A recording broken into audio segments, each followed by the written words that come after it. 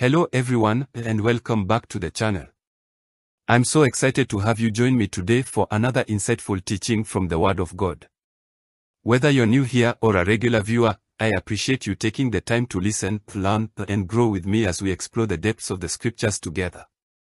Today, we'll be diving into 4 significant books and chapters from the Bible: John 8, Obadiah, Psalms 81, and Malachi 1. We'll explore their meanings, how they relate to our lives today, and how to apply them to the situations we face in our modern world. I encourage you to open your hearts and minds as we go on this spiritual journey of understanding and practical application. Let's start with the New Testament in John 8. This chapter is packed with profound teachings, but one of the most powerful moments is when Jesus says, "If you hold to my teaching, you are really my disciples. Then you will know the truth, and the truth will set you free." John 8 verses 31 to 32. In this passage, Jesus is speaking to a group of Jews who believed in him. He emphasizes the importance of remaining faithful to his teachings, as that is the path to true freedom. Freedom from sin and spiritual bondage. The religious leaders in the crowd challenged Jesus, claiming that as descendants of Abraham, they have never been slaves. However, Jesus points out that everyone who sins is a slave to sin. In today's world, many of us are bound by invisible chains, whether it's addiction, fear, doubt, unhealthy relationships, or even society pressures.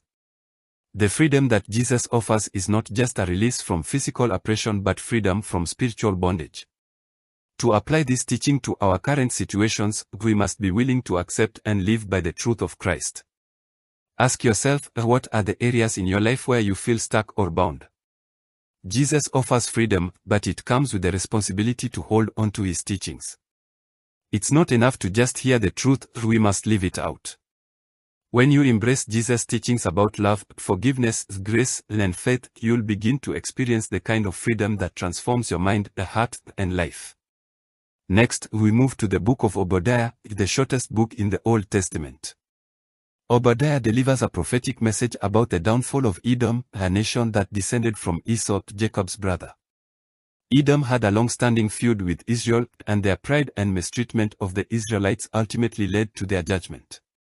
Edom's arrogance, self-reliance, and mistreatment of their neighbors were their undoing. Obadiah warns that because Edom stood by while Israel was invaded and even took advantage of their downfall, they would face God's judgment. The overarching theme here is that pride leads to destruction and that God is a just judge who will not overlook oppression and injustice. In today's world, it's easy to fall into the trap of pride, whether it's pride in our achievements, our status, or even our personal beliefs. However, God calls us to walk in humility, love, and justice. Obadiah reminds us that God opposes the proud but gives grace to the humble, James 4 verse 6. In our current situations, whether at work, in our families, or in society, we must be careful not to elevate ourselves at the expense of others.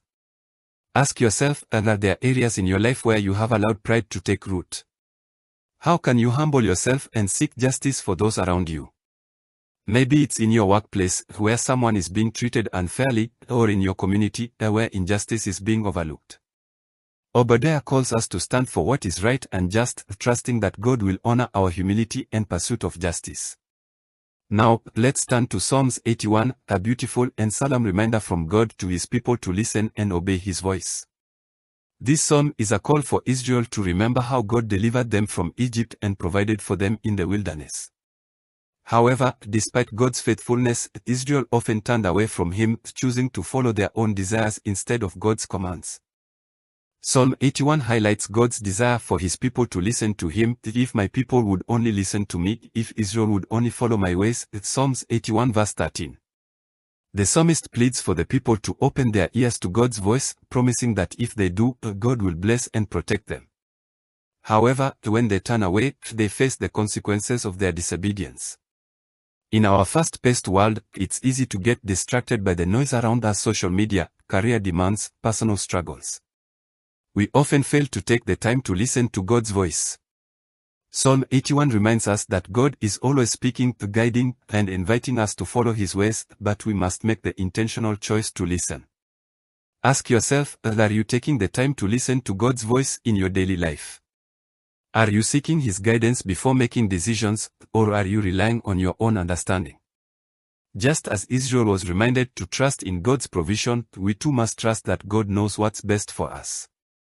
When we listen and obey, we align ourselves with His blessings and protection. Finally, we arrive at Malachi 1, the chapter that speaks to the importance of honoring God by giving Him our best. In this passage, God rebukes the priests and the people of Israel for offering blemished sacrifices, animals that were blind, lame, or sick.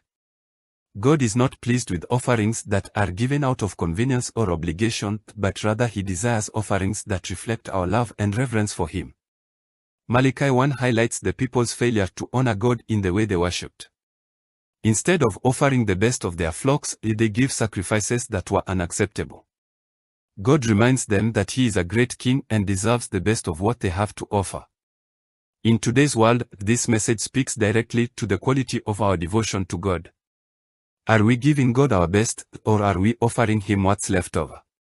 Whether it's our time, energy, finances, or talents, God calls us to give Him the first and best of everything. Just as the Israelites were called to honor God with pure and unblemished offerings, we are called to honor God with our whole lives. Ask yourself, are you giving God the best of your time, talents, and resources, or are you holding back? Maybe it's your prayer life, your commitment to serving others, or your financial giving. Whatever it is, Malachi reminds us that God deserves our best, not because He needs it, but because it reflects our love and reverence for Him. As we reflect on John 8, Obadiah, Psalms 81, and Malachi 1, we see a common theme emerge: God desires truth, humility, obedience, and honor from His people. Whether it's seeking freedom from sin, walking humbly in justice, listening to God's voice, or giving Him our best, these scriptures remind us of the importance of aligning our lives with God's will. In whatever situation you find yourself today, take these lessons to heart. Embrace the freedom that comes from truth, humble yourself before God and others, listen to His voice in all things, and give Him the best of what you have to offer. Thank you for watching, and I hope this teaching has blessed you. If it has, don't forget to like, subscribe, and share this message with others who might need it. Until next time, stay blessed and continue growing in God's truth and grace.